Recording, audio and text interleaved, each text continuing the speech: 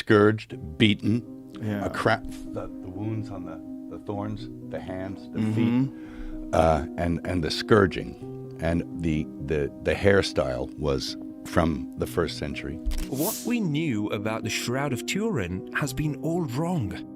Actor Mel Gibson has come onto the scene and has exposed many truths about this mysterious shroud that has the public reeling from the shock. What Mel has revealed during his time on the Joe Rogan podcast will absolutely blow your mind. Many skeptics about the Shroud of Turin have even come out retracing their statements on the validity of the shroud. What has Mel Gibson said that's left people this shocked and baffled?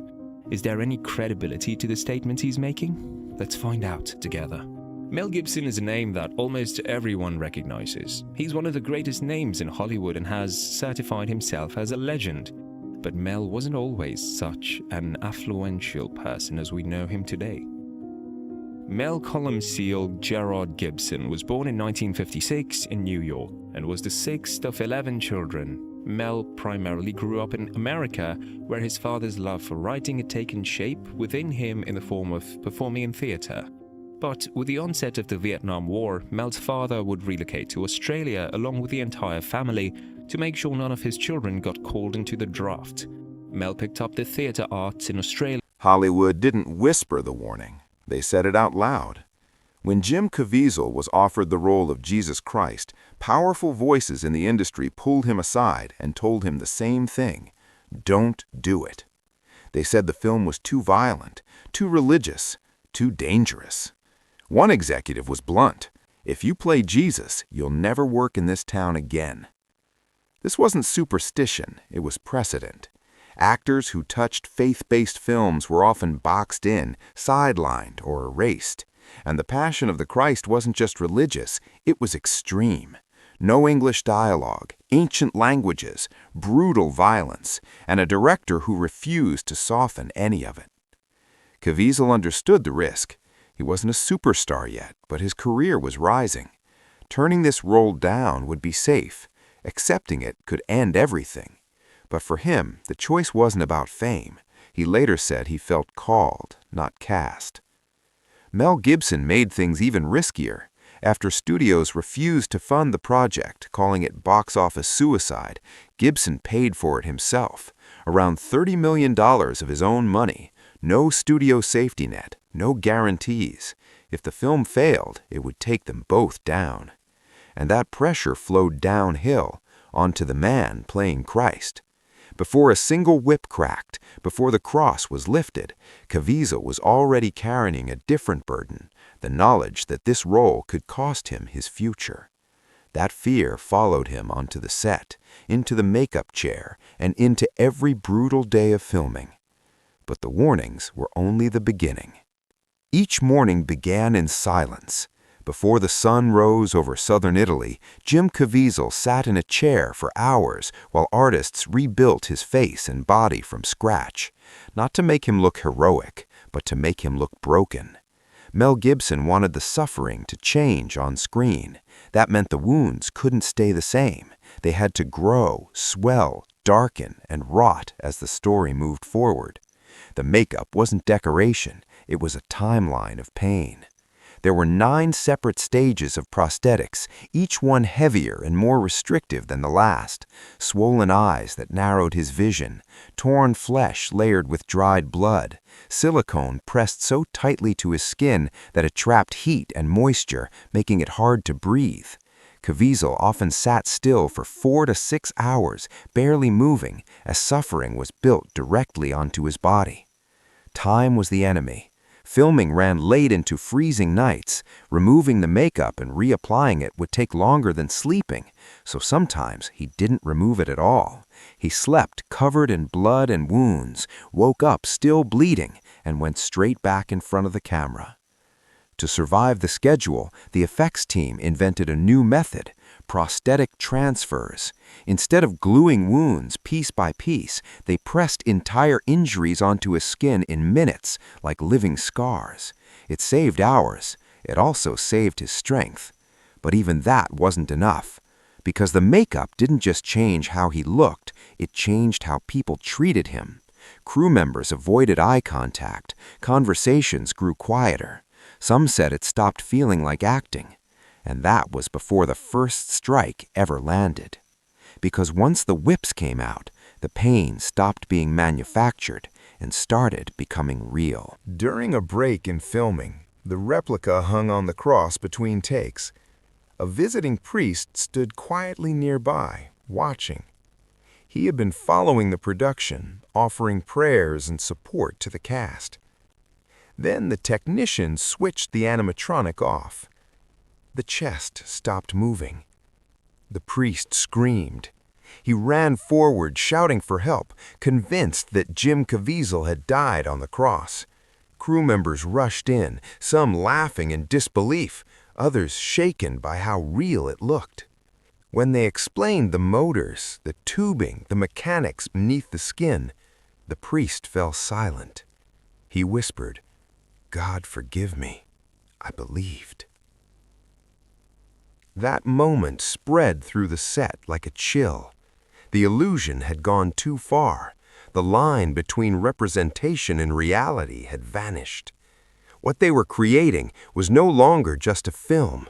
It was an image powerful enough to deceive even faith itself. But while the replica fooled the eye, the real danger remained with the man still acting the role, because the suffering didn't stop when filming did. Long after the cameras shut down each night, Caviezel's body continued to fail him, and the true cost of playing Jesus would only become clear once the film was finished. This one went quiet. Jim Caviezel didn't leave the set healed. He left damaged. In the months that followed, his body began to break down in ways no one expected.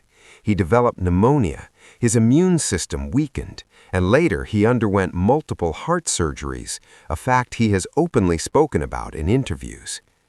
Whether doctors directly linked it to the film or not, Caviezel believed the stress, exposure, and punishment his body endured during the Passion of the Christ played a role. For him, the suffering didn't end when the cross came down, and neither did the consequences. Hollywood kept its promise. Despite starring in one of the highest-grossing films of all time, Caviezel found doors quietly closing. Leading roles disappeared. Studios hesitated. Executives saw him as difficult, too religious, or simply risky. He later said the warnings were real. Playing Jesus came with a price. Meanwhile, the film exploded. With no studio backing and a modest budget, The Passion of the Christ earned more than $600 million worldwide. It shocked the industry. A subtitled film in dead languages had done the impossible. But success came with fire. The movie ignited global controversy, accusations of anti-Semitism, debates in churches and universities, praise from some clergy, rejection from others. Even the Vatican watched closely. The film didn't just divide critics, it divided believers. And through it all, Caviezel carried the role like a wound that never fully closed. Yet the story wasn't finished, because the impact of the Passion reached far beyond one man or one film, and what comes next may be even more dangerous. Mel Gibson said the film wasn't made to entertain, but to confront. That belief shaped every choice. He even placed his own hands in the scene where the nail is driven into Christ's wrist, an act he later described as a confession, a way of saying the guilt wasn't ancient, it was human, and it was shared. The impact lasted. Churches changed how they spoke about sacrifice. Filmmakers realized faith-based stories didn't need to be gentle to be powerful. Studios learned, reluctantly, that audiences were willing to sit through subtitles, pain, and silence if the truth felt real. And Jim Caviezel never escaped the shadow of that cross. Years later, he said the role still lived inside him, that it reshaped how he prayed, how he suffered, how he understood obedience. He said once, "I didn't just play Jesus, he played me." Now the story is moving again. Mel Gibson has returned to the world he opened, preparing a sequel, The Resurrection of the Christ. Not a retelling, not a celebration, but a descent into the space between death and life, between silence and victory. Few details are confirmed, fewer still are understood. But if the first film showed the cost of love, the next may ask something even harder. What happens after suffering ends? And if the making of the Passion demanded this much pain, this much belief, this much surrender, what will the resurrection require? Because some stories don't end at the cross. They begin there. Because the next burden wouldn't be made of leather and metal. It would be made of wood. And it would crush him in ways no makeup ever could.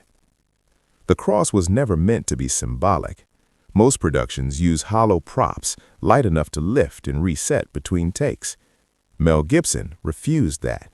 He wanted weight, real weight. The cross Jim Caviezel carried was made of solid wood and weighed close to 70 kilos.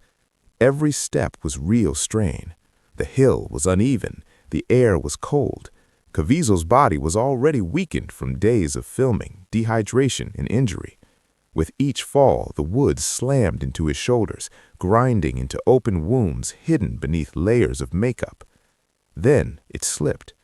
In one take, the cross shifted suddenly and crashed down onto his shoulder with full force. Caviezel screamed and dropped to the ground. The pain was immediate and sharp. His shoulder had dislocated. Crew members rushed in, shouting to stop the scene. But the cameras didn't cut right away. What they captured looked haunting, because it was. His face twisted in real agony. His body struggled to rise. That footage stayed in the film. Later, another fall sent the beam crashing into his face, splitting his lip and leaving him concussed. Blood poured down, blending so seamlessly with the makeup that no one could tell where acting ended. Still, he refused to quit. Cold winds whipped across the hillside. He wore almost nothing. His body began to shake uncontrollably as his temperature dropped. Hypothermia set in slowly, quietly, while the crew fought the weather and the light. Between takes, Caviezel whispered prayers through chattering teeth. This was no longer a performance.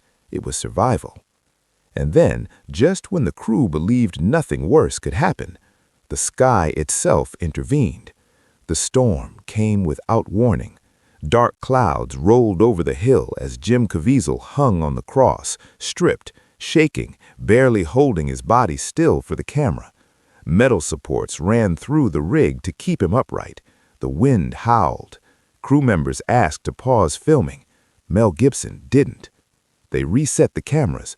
Then the lightning struck. A bolt hit the cross directly and surged through the metal framework.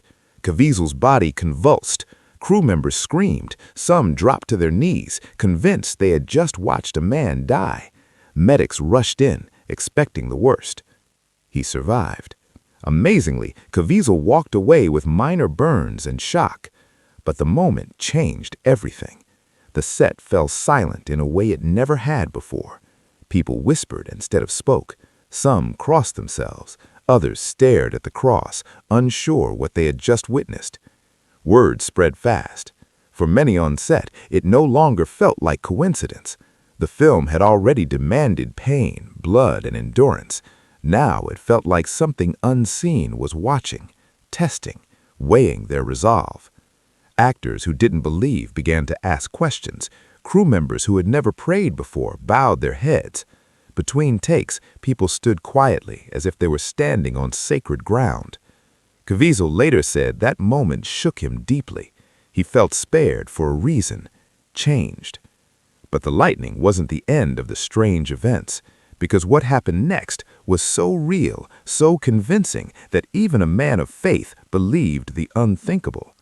He believed Jesus had died again. To protect Jim Caviezel during the most dangerous shots, the effects team built something no one had ever attempted before, a full-size replica of his body.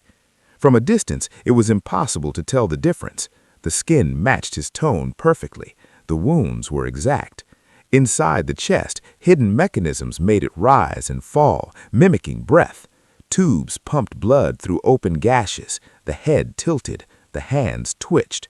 It looked alive.